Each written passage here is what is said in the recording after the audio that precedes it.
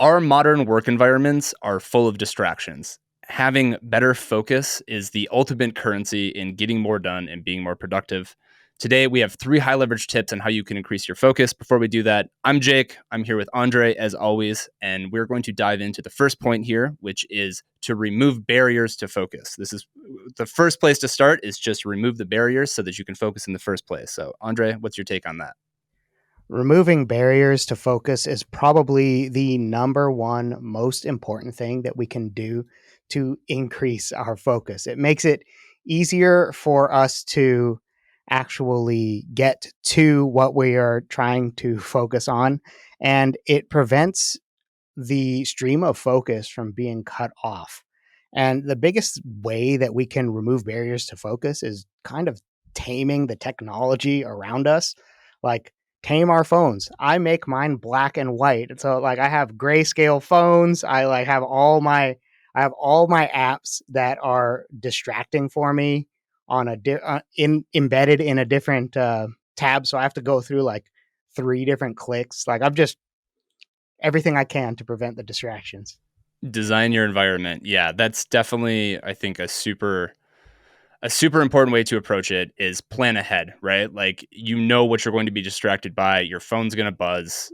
We're even the black and white thing, which is a super awesome hack that I've tried before too, is just reducing the amount of dopamine you get from looking at a colorful screen with beautiful icons everywhere and noises flying at you.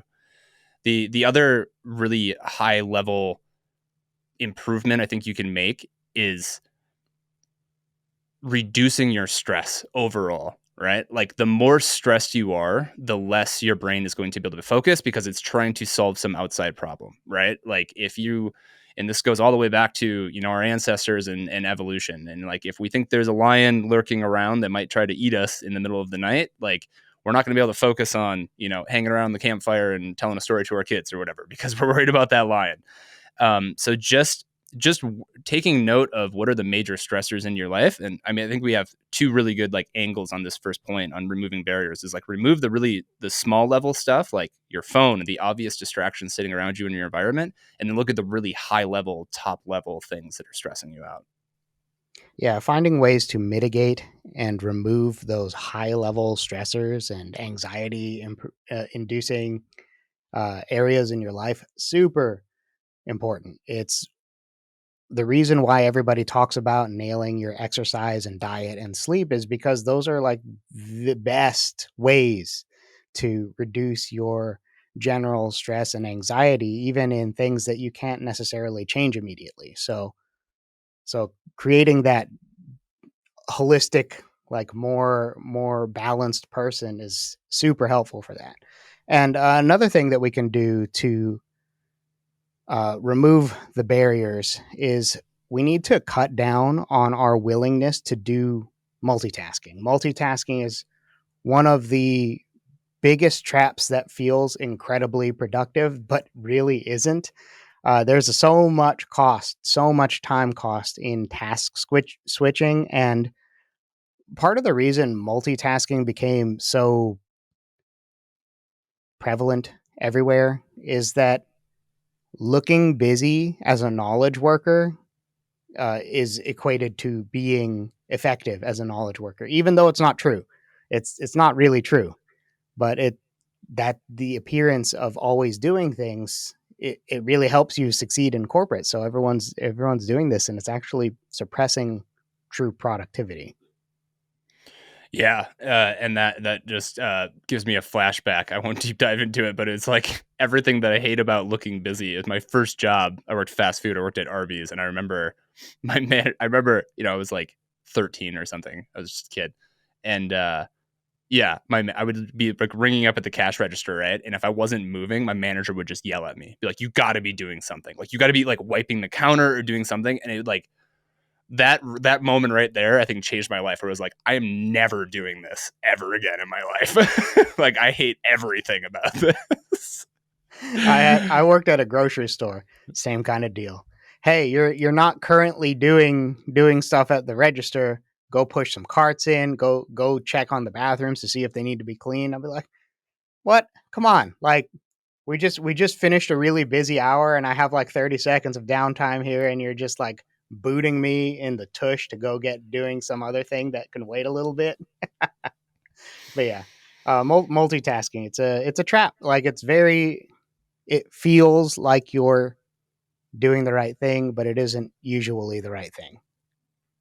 Absolutely. And one last point here on multitasking is my heart goes out to the parents because we're both parents and it's so hard not to multitask if your kids are just like in the house in general. Um, and I have learned over time that like it's you have to draw very clear boundaries of when you're working and when you're not working, because if you're always kind of working and then also kind of tending to kids or their needs, it's like the ultimate multitasking, and it's the quickest way to just get nothing done and produce half-ass work that is not effective. So careful out there. Yeah, yeah. I that's part of the reason why I end up waking up early or staying up late. That's like the only time you get like really focused work if kids are in the house. All right, we have our second point here, which is just kind of talking about strategy. So we talked about removing barriers to focus. Now, how can you enhance focus? So they play nicely together. And we talked a little bit about this already, but you have to create the right environment. So you have to have a place that you show up to work and focus. This is especially when people move from working in offices to moving to working from home. Like having a dedicated spot where you work. There's also a lot of, I think, like interesting things you can dive into on this category, um, which we haven't talked about on the podcast before, but I'm a nerd about, is feng shui. And like it really plays into focus. Like it makes I think there's some woo woo attached to feng shui, but when you dig into it, it makes a lot of sense. So like one simple rule that's always stood out to me is like don't ever have your work environment in your bedroom, because your bedroom is for resting and your work environment, your desk, your laptop or whatever, that's for working. They don't mix because those are opposite ends of the spectrum of where your mind is at. So having a dedicated place that you show up and it's time to work. Like I have an office, I have my desk, all my productivity stuff is here. I have my timer on, I have my laptop, I have, everything's ready to go. And I know when I sit down here, like it's work time. And that has really helped me. That's super helpful. I actually have two offices. This one here, which is a little bit more studio and recording videos and that kind of thing. I also take all my work type calls here. And then I have the other office that I have that's like a little tiny pocket office off my bedroom. And that one is for editing videos and deep editing of written stuff. And it's just you train yourself to do whatever it is that you do in that environment. So you can't be working out of your bedroom. If you have to, then you're gonna have to look at different cues. Like you have to have like a cue, like a cue that used to work for me before I had more space. Like when I was in my 20s and I was in a little apartment, what I would do is I would have a cue that when I put my headphones on, no one could mess with me. No one gets to bother me. That is work mode, Andre. I pop on the headphones and I know it's time to work. So like you have to set up cues for yourself. You have to have an environment that's not particularly cluttered, cuz if you have a cluttered environment and you just see it, that's kind of a procrastinated to do that just kind of slowly weighs on your mind. And even if you're not somebody that's particularly clean, it's still like really takes up space for no reason. So yeah, you have to make sure your environment's on point. It makes an incredibly huge difference, especially if you're talking about getting into focused deep work. It's pretty much a mandatory thing, right? And the next thing that we could talk about is like the general support of having good sleep. That's probably the number one most important thing that we can do to actually be able to do very good focus. Yeah, and I think both of us we bring this up a lot on the podcast because I think I'm not calling us old, but I think we're older than a lot of other people who are Sorry, I got you while you were drinking. Uh, uh, we're older than we're a generation above many people on the internet. Let's just put it that way.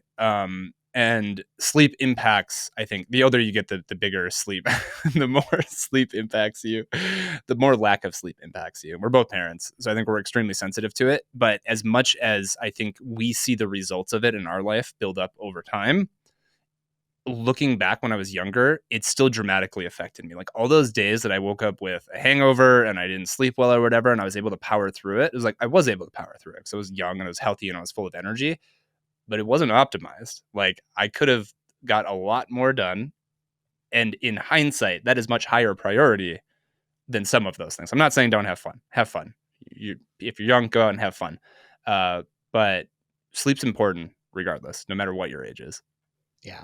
Yeah. Another thing that really helps, other than the sleep, which is probably the number one most important hack, if you only take one thing away, get some quality shut eye, um, is to make sure that you always have clear prioritization of what you're supposed to be working on. If there is unclear prioritization, you're just going to end up in like this multitasking funk, and you're going to end up wasting tons of time. You might end up working on something that just doesn't really matter, because usually there's one thing that if you do that at that time, it's going to have the most benefit for you. Do that one thing. You have to ignore most of the other stuff, and then you have like a block of time some other time when you do all the stuff, other stuff that is not that one thing. So make sure you have prioritization. I have a list of goals that, not even a list of goals, a list of tasks that I have in like a tier list, and it's really helpful. And there's always, I have, it's in bold, like whatever my number one priority is for the time blocks, like for the week. Usually I have it on a weekly basis. My number one is bolded and at the top. And every time I'm doing work, I look at the bolded one because it draws my eye. There's one thing. Make sure you pick that one thing.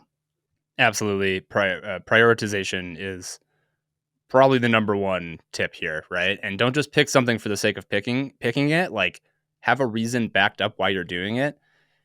It almost becomes impossible not to work and not to want to work and not to really like make progress on something if you really know why and you know what and you know how. Then you just do it. It just naturally happens, and that's the sweet spot. And this kind of moves into our last point. So point 3 here, which is the role of technology, which is good and bad. There are so many, like we kicked off the episode here talking about phones being like one of the things is like put your phone away. But there's also lots of productivity apps and calendars. And you just talked about time blocking. I'm a huge fan of time blocking. How do you prioritize things? Well, yeah, you can use pen and paper, but you can't copy paste it. You can't move it around. You can't move it to tomorrow. So there's a lot of efficiencies we can gain with tools and productivity apps if we're careful with them. Yeah, there's no question to me that using a productivity app, especially because I really like having the ability to shuffle my to-do list quickly so that I'm not spending a whole bunch of time replanning things. It becomes very easy to just be like, click, click, move to tomorrow. Click, click. I guess that's next week because I have this other thing that's taking priority. And it immediately makes your game plan efficient again. And you can get back to whatever it is that's your potentially your new number one priority that's up at the top of the list that's bolded, right? So use these things.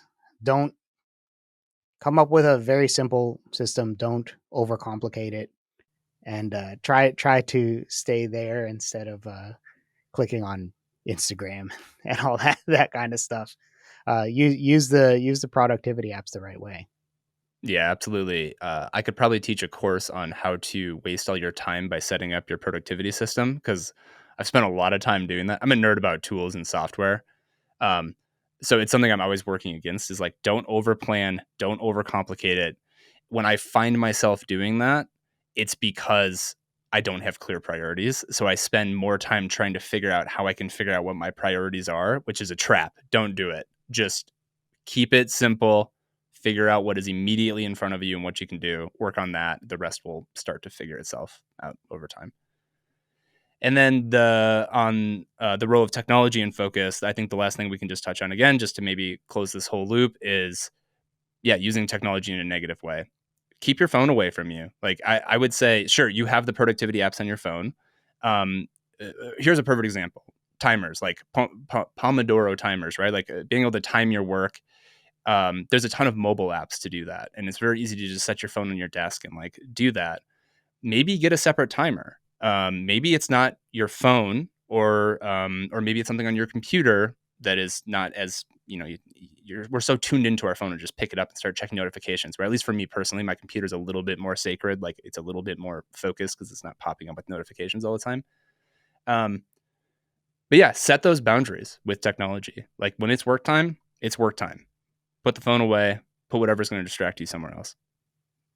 Yeah, for sure. Yeah, I think that's an awesome way to wrap up the episode, honestly. So, if you guys enjoyed this, got something out of it, hit like or subscribe. Right now, we're only on YouTube, so we appreciate you guys watching.